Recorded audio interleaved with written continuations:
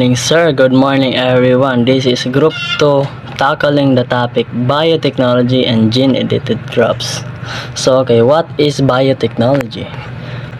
Biotechnology and genetic engineering improves crops by modifying genes for desired traits such as pest resistance, drought tolerance, and higher yields. Biotechnology in agriculture uses scientific techniques, especially genetic engineering and gene editing, to improve plants.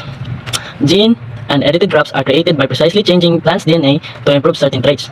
Unlike traditional breeding, gene editing is faster, more accurate, and can target specific genes without mixing unwanted traits. And this is biotechnology targets, or their key points is to improve yield, produce more food on the same land. Dili lang kay sa isa ka land, isa lang pod ka crop ang tanom. Then pest and disease resistance, fewer losses and less pesticide use. Diri pod, pest and disease resistance. Mo gini ka ng kwan. Common kaayo sa mga farmers karon nga agilang kwan dali ra mga target sa mga pest. So by biotechnology, pwede nila ma-change ang gene nga resistance maka-resist sa mga insect nga makadamage sa crop. And third, climate resilience. Crops can survive drought, heat, or flood. Especially diri sa Pilipinas nga kanang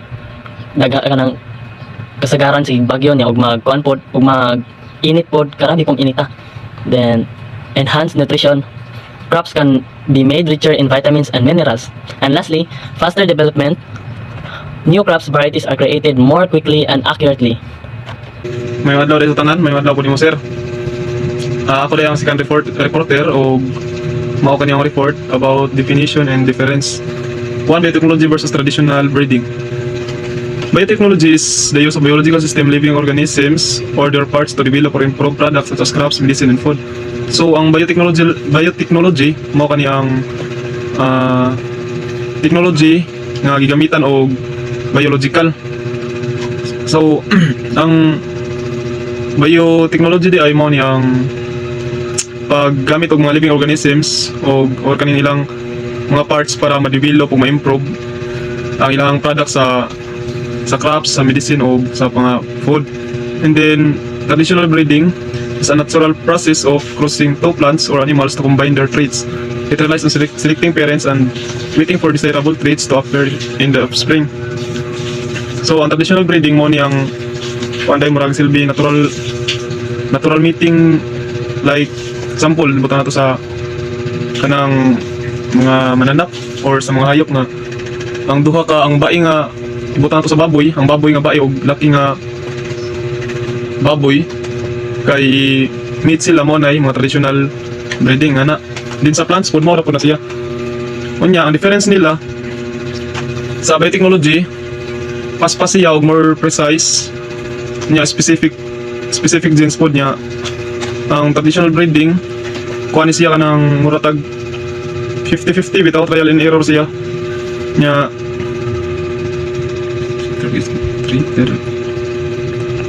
So mo lagi to 50-50, dili kayo sa sure og dili specific nga kuha nyo to ang traits ana nga sa tanom niya dayon.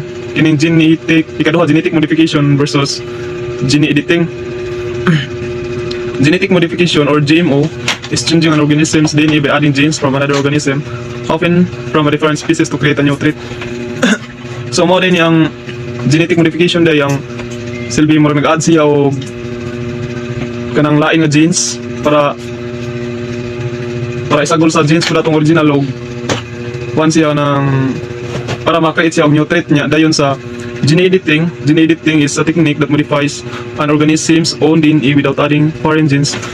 So mo ni kanang ang gene editing kay wa gid siya isagol nga lain nga genes, why foreign genes kaning ihagyod nga pure dyan nga genes.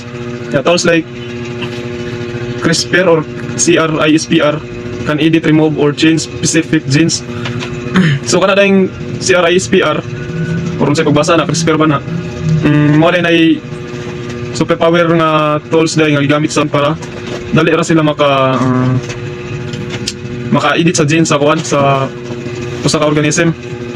And then ang kalahian nila genetic modification kay inserts new genes from outside source. So mo to ang gingon, ang genetic modification mo to nga nagkuha sa lain genes gikan sa lain organism niya dayon.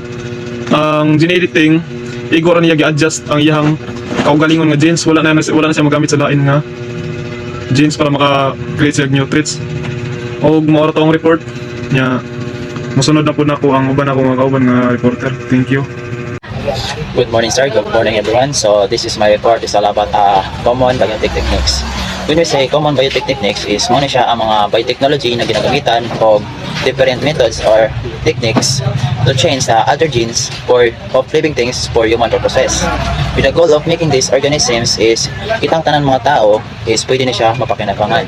So, specific to number 1, which is tissue culture. So, tissue culture and micropropagation. Tissue culture is a broad technique for growing plant cells, tissues, or organs in a sterile, artificial medium, while of tissue culture used for rapidly producing a large number of genetically identical plants. So, it means nga, ang tissue culture is muna siyang usa ka lapad nga technique sa pagtanom o pagpabuhi sa mga selula nga bahin sa tanom o mga organo sa sulod sa usa ka limpyo o kontroladong nutrition nga medium. Gibuhat ko ni sa laboratorio aron malikayan ang mga bakterya o laing-laing posibleng mga infeksyon. So, ang micropropagation naman is muna siyang usa ka spesipikong pamaagi sulod sa tissue culture gamit kini para dali o daghanon ang paghimo og mga parehas nga tanom or ginatawag nga cloning. So pasabot ang tanan nga tanom nga maproduce sa aning proseso pareho ra og kinaiya sa iyang inahan nga same ra sila og kaning kalidad.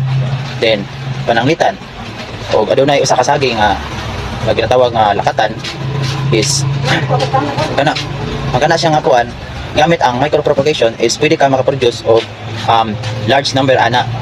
So kanang nga klaseng tanom is isa ra siya og gamit ang micropropagation is pwede siya dagan pa siya og gamit ang micropropagation. So that's all, and Now, I will be continue to discuss the common biotech techniques. Second, a genetic modification, example, BT corn. Genetic modification or GM involves inserting a gene from one organism into another, like adding a gene from the soil, Bacterium Bacillus thuringiensis, into corn to make it insect resistant. So, ang genetic modification is ang pag-add or pag-insert sa usa ka genetic trait gikan sa usa ka organism into another. Just like example, where ang usa ka soil bacterium which is a Bacillus thuringiensis gi-insert into a corn para mahimo siyang insect resistant. And the third is gene editing, example, CRISPR technology. CRISPR is a gene editing technology that allows scientists to make precise changes to an organism, DNA, by adding, removing, or altering genetic materials. So, ang gene editing is usa ka technology nga nag-allow sa mga scientists to edit certain gene traits sa usa ka sample plants, like adding or pagdugang, pag-alter or pagtangtang sa specific gene materials. Example, ani is mga buongon nga Y liso. And that's all. Thank you. Morning, sir. Good morning, classmates. My topic is all about the benefits. So, number 1, enhance crop productivity and resistance. This means crop can reduce money yield and have better resistance to pests, diseases, or harsh environmental conditions. Farmers can harvest more even under stress condition. So, nagpasabot kini nga ang mga tanom makaproduce og mas daghang ani or harvest og mas lig-on batok sa mga pest, sakit og sa kalisod sa kahimtang sa palibot. So makaani gihapon ang mga mag-uuma or kita bisan nasa kalisod or na-stress sa kondisyon. My name is Wilfred Mario. My topic is about benefits. Modernism sa Cambor hazard. Number 2, reduce chemical use.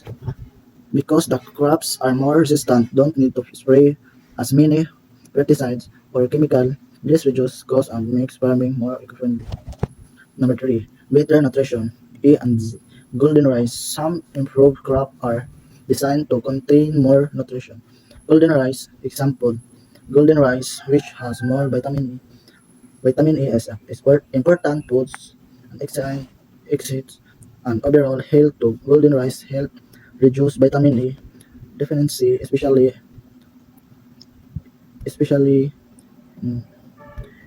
in area where people lack access to nutrition food.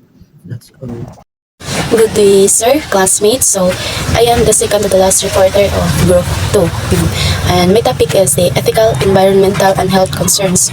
First is the biosafety and regulation. So, requires strict testing for safety. So, before tugutan, maagi sa daan ang biotech crops sa mga test to ensure the safety. Second is the ethical responsibility in development. So dapat responsible ang mga tao, ang company sa paghimo ng na safety o kanang responsible nga technology. Yan. Health check for allergens or toxins. So tanaw nila if naabay ka ng ingredients nga possible nga maka-allergy or kanang makahilo. And then regulation differ across countries. So di pare-pareha ang regulation na ay country nga mahigpit sila sa pag-abot ng anak nga butang na asay dili. Second is labeling and consumer acceptance. So, consumer have a right to know. So, as a consumer, dapat kay bota kung unsay sud ug asa gikan na nga products ang atong gipalit.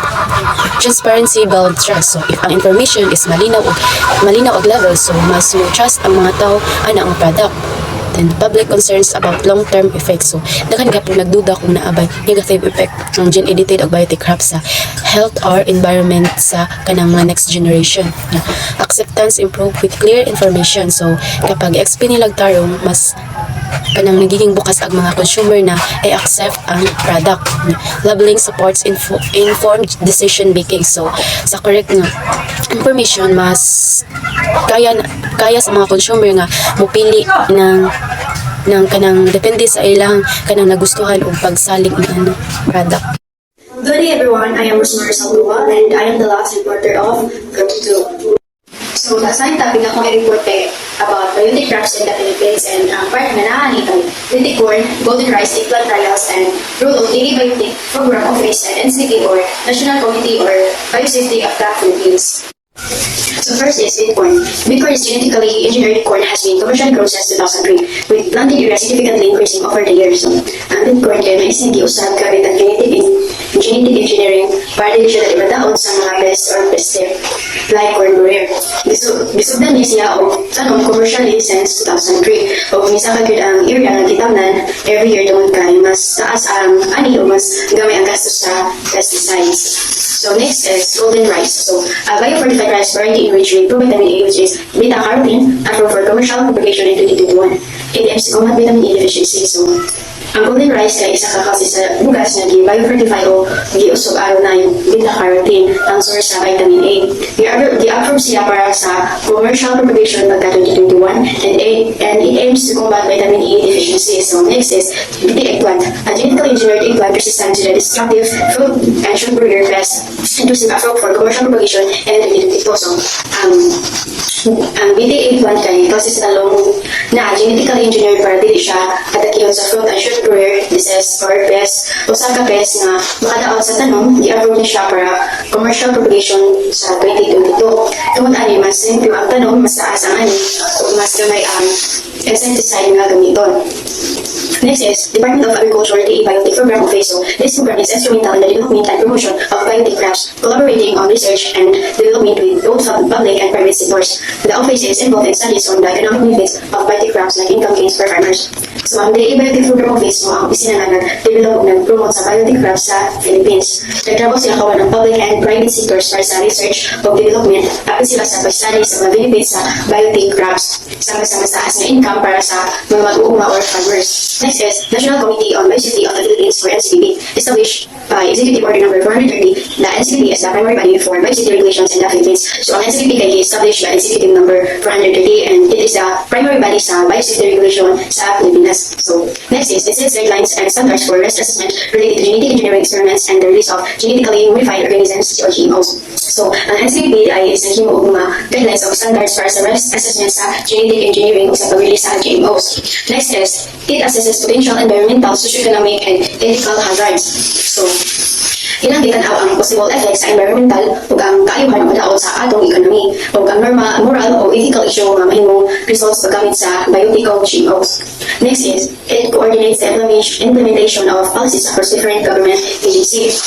So, ang NCBP kay nag-coordinate o naghamali sa pag-implement sa policies sa nagkalaing agency sa government aron masiguradong pareho o hapsay ang pag-implement sa biosafety rules. So next is, the NCBP also acts as the biosafety clearinghouse for the country fulfilling international obligations under the Cartagena Protocol on Biosafety. So, ang NCBP ay nag-represent or acts sa Philippines as the biosafety clearinghouse aron masunod ang international agreements like Cartagena Protocol on Biosafety nga nagtuto sa safety o sa paggamit o pagbalance sa GMOs.